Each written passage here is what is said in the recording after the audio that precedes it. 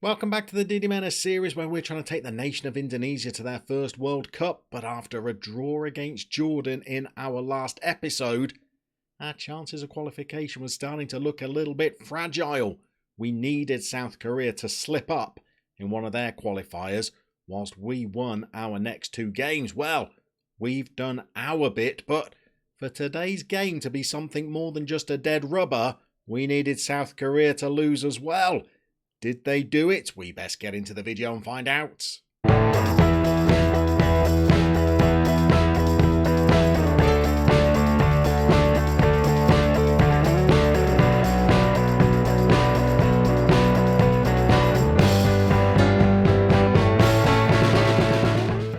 So as you will see from the group on screen, there has been no miracle. South Korea have dropped no points. They have a perfect record, 6 from 6. Even if we beat them today, we'll still be a point behind them and they would have one game left to play anyway. So no World Cup dream for Indonesia this time around. And while having a little look at the groups, I don't know whether that was ever going to be a realistic target. No matter what group we'd have been drawn in, we would have had a giant of Asian football to overcome. Group 1 had both China and the United Arab Emirates. Group 2, Syria and Qatar. Group 3, Kuwait, Bahrain and Thailand. Group 4 had Iran and Oman in. And realistically, would we have got past both of those teams? I'm not sure we would. Group 6, Saudi Arabia, one of the most decorated teams in Asian football. And then groups 7 and 8 are sobering indeed, because you've got Australia and Japan in those groups respectively, and both of those nations look like they might be missing out on going to the World Cup. And the other thing that I've worked out, maybe should have worked out sooner, is that even if you win your group, you're not guaranteed a place at the World Cup finals. The 6 group winners go into another group stage where 4 of those teams go to the World Cup, 1 gets a playoff, and the team placed bottom miss out. So, well, it's looking like qualifying Indonesia for a World Cup is going to prove a task beyond my managerial skills. You've got to say we've performed pretty well, and we've gone away and we've beaten Kyrgyzstan 1-0. We needed a very late goal from Indonesia's man of the moment, Egy Vickery, in order to do it, but he managed to wriggle through in the 90th minute and dink one over the keeper. Jakarta was celebrating. The dream looked like it was still alive, and that's a pretty good result because Kyrgyzstan are not a bad team. And then we went into a game against the Maldives where we blooded another one of our younger players. The guy in question is Tony Pambudi, whose brother, it's not his brother, they've just got the same name, but I like to think of them as brothers who were both born in the same year yet are not twins. But his brother managed to get himself sent off in this game for elbowing his opponent in the face. But Tony Pambudi, well, he looked like a real prospect in this game, as he managed to bag himself a hat-trick as well as having another goal disallowed. And we managed to beat the Maldives 3-1. So, apart from the South Korea game, we are unbeaten in our group. But are we ever going to take Indonesia to a World Cup? I'm not sure we are. So I've had a little bit of a period of contemplation. On the one hand, the team is improving. On the other hand, I think I've set myself a foolishly insurmountable challenge. So here's what I'm thinking. I don't want to give up on Indonesia because I think there is a major tournament performance in them. And we have one on the horizon. Because this season we also have the next tournament of the Southeast Asian Championships.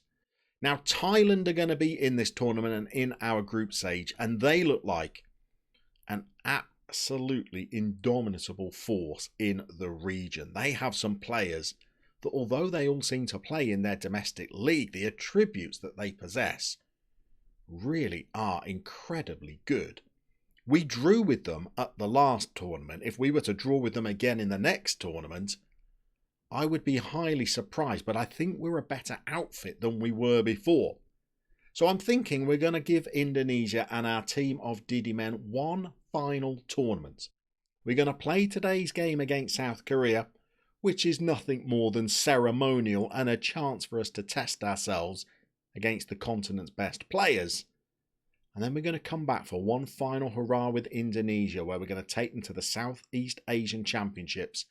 And we're going to try and win General Ramdani a piece of silverware before Nom and I pack our bags and start looking for the next challenge. It might be another international challenge somewhere else in the world. It might be on an island somewhere where we try to recreate a dream. It might be in club football. I've not quite decided yet, but we're going to get out there and we're going to play a game against South Korea today. We're going to rally the troops for one final tournament before we start worrying about what the next series on this channel might be. And we are underway, and we are immediately on the defensive, and we also had a bit of a last minute change to our starting lineup as our young striker Tony Pambudi went down with flu the day before the game, so we are bringing in Mr. Reliable Dendi Salastawiwan for another game, and I'm pretty sure he scored our goal the last time we played South Korea. I stand to be corrected on that. This is going to be a tough game, but it is a free hit for the boys, and rather than go with a more defensive formation and outlook for this game, as we've accidentally clattered the ball into our own face and it's diverted into the South Korea goal. Baggers Carthy's got it. Wow. That is similar to how we started out in Seoul and then we ended up losing 3-1. Oh, it's actually their defender that smashed it into Carthy's face. Let's say he meant it, shall we? But yeah, we've decided to go with our normal formation. We're playing with a balanced mentality. We're playing a 4-4-2. When we went out to Seoul, we played a 4-1-4-1. But we are rampaging forward again, and Eggy Vickery could get a ball over here, and we could stroll in to a 2-0 lead inside 6 minutes. Witten Suleiman's got a goal now. We're cautious because Son Heung-min's on the pitch. He's captaining South Korea and he's worth £48 million. We've just set up some marking instructions against their striker who plays for Bordeaux and he's worth £7 million. But we've just taken a 2-0 lead, so we've at least given Korea a little bit of a fright. I think we're still going to lose the game, but we have given them a little bit of a fright. Maybe we've just stung them into life as Son goes through and places one wide. Maybe they took us a little bit lightly and we were able to find some gaps as they were flooding forward, thinking we were a bit of a soft touch. They've certainly established themselves a little bit more now though. Here's Wu and here's Son. Son is the player that we are oh so worried about because he is one of the best players in the world, never mind in Asia. And there he is, Son Heung-min, and we haven't got 10 minutes on the clock yet, and we're still in the lead, but only by 2-1 now. We're going to continue to let the boys express themselves. Even if we lose this game pretty heavily, we're assured of second place, which I think is a pretty decent return given the group that we were drawn in. And we're actually winning on the old XG as well, but they're coming at us again. There's an awful long time still to go in this game, isn't there? But wow, 2 goals against South Korea. Not bad. Son has blazed one over. I don't know whether I'm thinking about dropping the mentality down to cautious. Not sure. I feel like we need at least 3 more goals to get a point, as our goalie does his usual trick. Whenever there's a shot from distance, he does like to palm them into the roof of his own net. Well, I guess at 2-2, that's our decision made. We carry on going with a balanced mentality. And I felt maybe our goalie could have kept that one out. Never mind, we were 2-0 up against Korea. Not bad. And now they've got a free kick. And we're still not even at the 20-minute mark, are we? And oh my goodness, that is some bizarre goalkeeping decision making there. He's decided to punch it out at waist height rather than catch it, and then has got caught, sucked over to the left hand side of his goal, and not moved back as they volleyed home. Bizarre goalkeeping. Only in the lower reaches of international football will you see goalkeeping like that. And now, well, we are in a little bit of trouble, aren't we? I think we will demand a bit more of them. It would be nice to see if they could rally again. 2-0 up, though. 2-0 up. The footballing world, well, at least in Asia, they will have sat up and taken note. At 2-0, I was sat there thinking, have I been a little bit hasty here, assuming that we could never qualify for a World Cup? Trust your instincts. Trust them. We're now 4-2 down. Son Heung-min has scored again. Not sure there's anything the goalkeeper could do about that one. That was just a quality finish from a free kick. And now, well, we're looking at a little bit of a beating, aren't we? Maybe for the second half, we just have to nudge down our mentality. I mean, still actually winning the game in terms of the XG, 1.2 to 1.1. And they've been pretty clinical, haven't they? They have scored from long range and they have scored from a free kick. We'll go into half-time. We'll assess.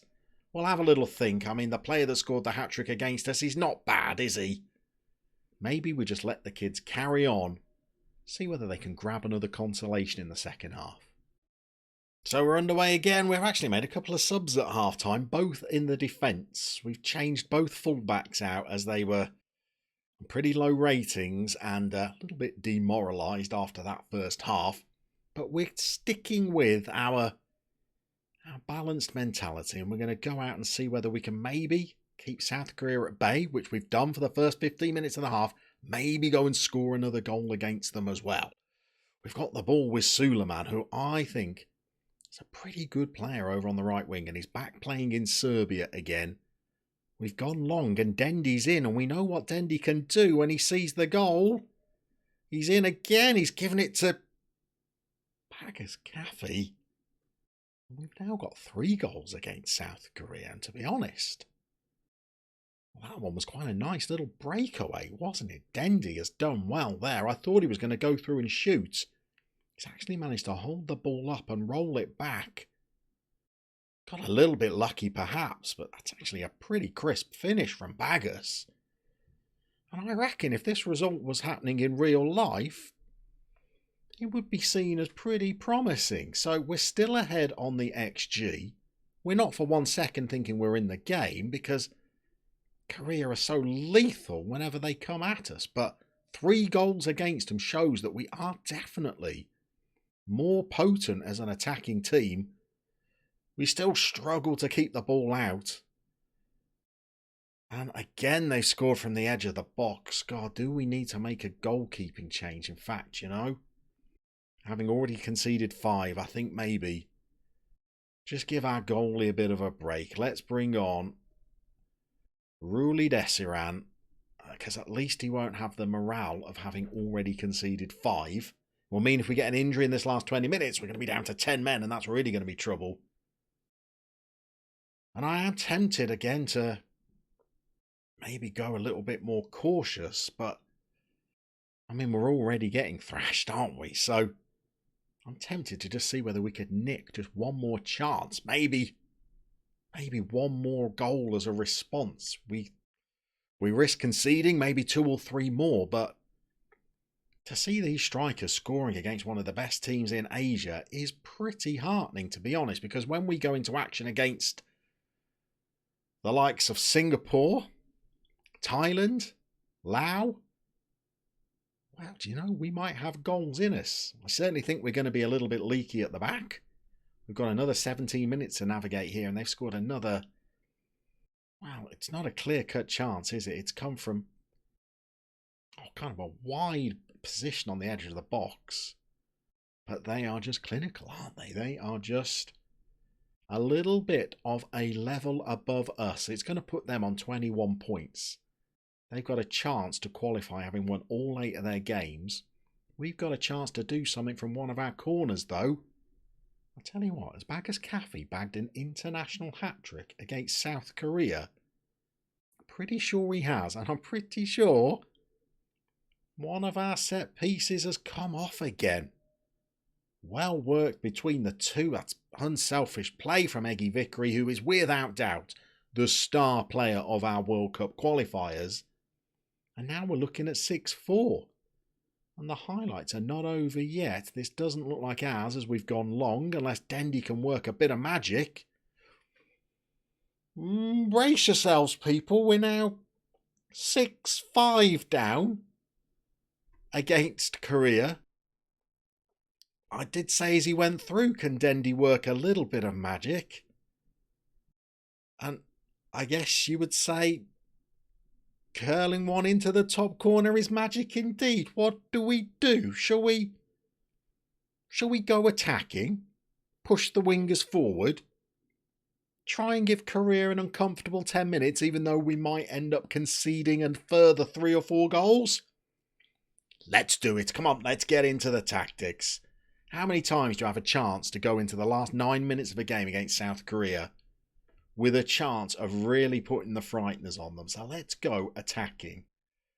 Let's even increase the tempo a touch and the width a touch.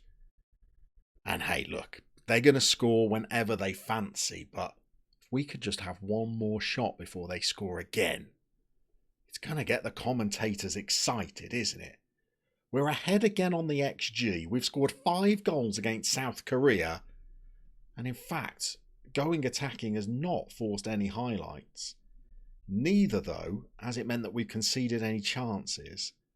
Let's get some wing backs into the game as well. We're going to put them on an attack function. Let's just force one more chance. You know, just to keep things interesting. Or concede a corner. You know, the choice is the players. What have they got? They're time wasting as well. Look at Korea, terrified. Time wasting against Indonesia in a World Cup qualifier. They've got lucky. And we're 7-5 down. Entertaining, at least. We went into injury time hunting for an equaliser against South Korea there. It's a good header. It's a good header. He's gone to close him down. And again, it's one from the edge of the box. 2 from the edge of the box. We've not been opened up, have we? We were defensively tight enough that we weren't opened up too often. And look at the ratings of that front 4, led by Mr. Caffey, who has got himself a hat-trick against South Korea, and we've scored 5 against them. Now, we're clearly going to give them completely the wrong team talk here, because I actually thought that was pretty good. Putting the result aside, that was pleasing. You watch their reaction. Oh, it's a positive one. Inspired and motivated. Do you know what? So am I, because I reckon that gives us heart going in to a Southeast Asian Championships where we won't be facing anybody as strong as South Korea. So I guess we'll be back next week to bring you the opening game of that tournament, and we will see whether we can at least guide our team of Diddy men in to the semi-finals.